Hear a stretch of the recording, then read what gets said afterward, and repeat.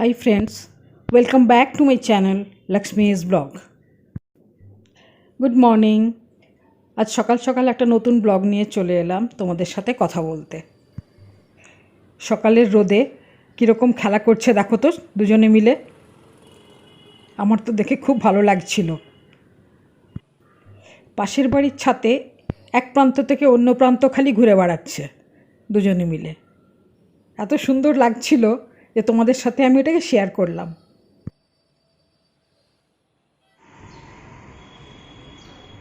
টবের মধ্যে আমার ছোট্ট তুলসী গাছ, টবের ভেতরেই রয়েছে, টবের থেকে ওপরে ওঠেনি এখনো।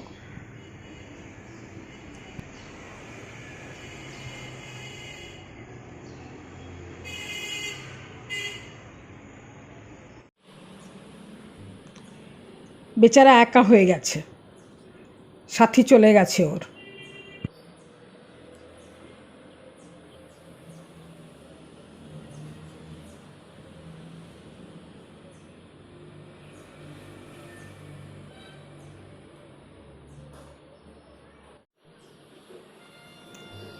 এই যে আবার দুজন সাথী এসে গেছে।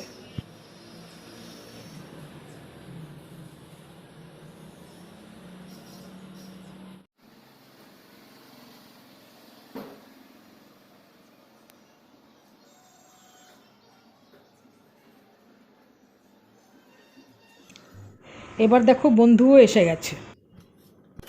আজ আমি নতুন কুকারটার উদ্বোধন করলাম, মাংস করলাম ওতে, সেটাই একটু একটু করে তোমাদের সাথে শেয়ার করলাম। প্রথমে কুকারটাকে ভালো করে ধুয়ে নিলাম, নতুন তো।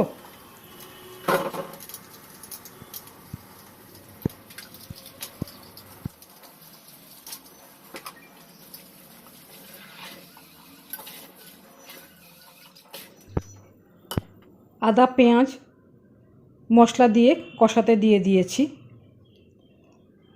হালকা একটু জল দিয়েছি টমেটো দিয়ে,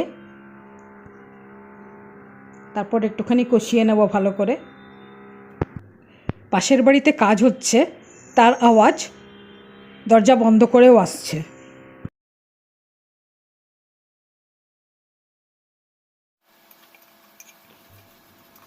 এই যে মশলা প্রায় কষানো হয়ে এসছে,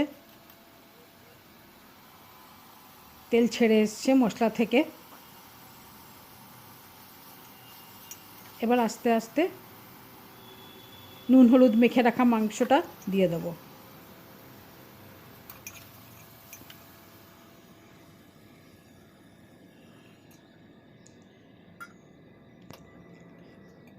কিছুক্ষণ ভেজে তারপর আলুটা দেব, সেটাও কিছুক্ষণ ভেজে নিয়ে পরিমাণ মতো জল দিয়ে বন্ধ করে দেব কুকার। নতুন কুকার তো ক্যাঁচ কোঁচ আওয়াজ করছে তলায়।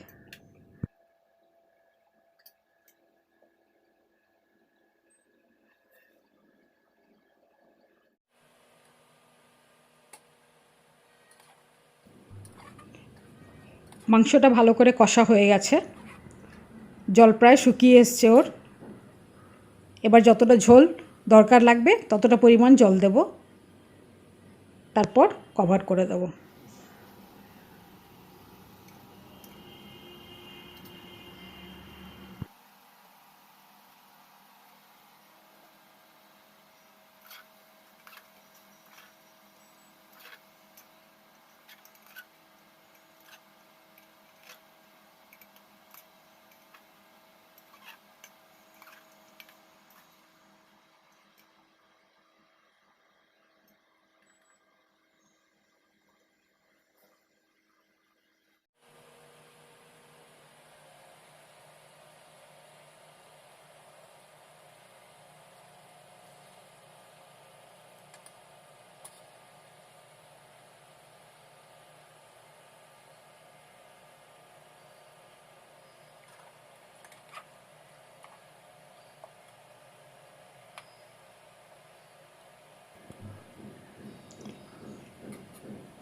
পরিমাণ মতো জল দিলাম, এবার কভার।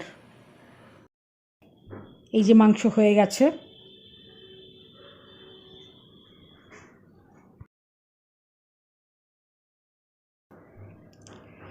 দুজনে খেতে বসলাম, মাংসের ঝোল আর ভাত আর চাটনি। ভিডিওটা ভালো লাগলে চ্যানেলটাকে সাবস্ক্রাইব করো, বেল আইকনটা প্রেস করে সাথে থেকো, লাইক দিও, কমেন্ট করতে ভুলো না কিন্তু বন্ধুরা।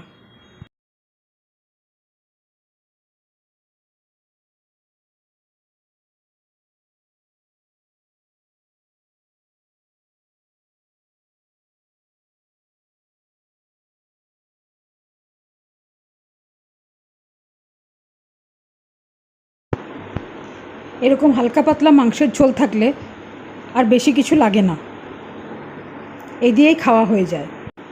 আমার সাথে যারা যারা একমত তারা কমেন্ট করে জানিও।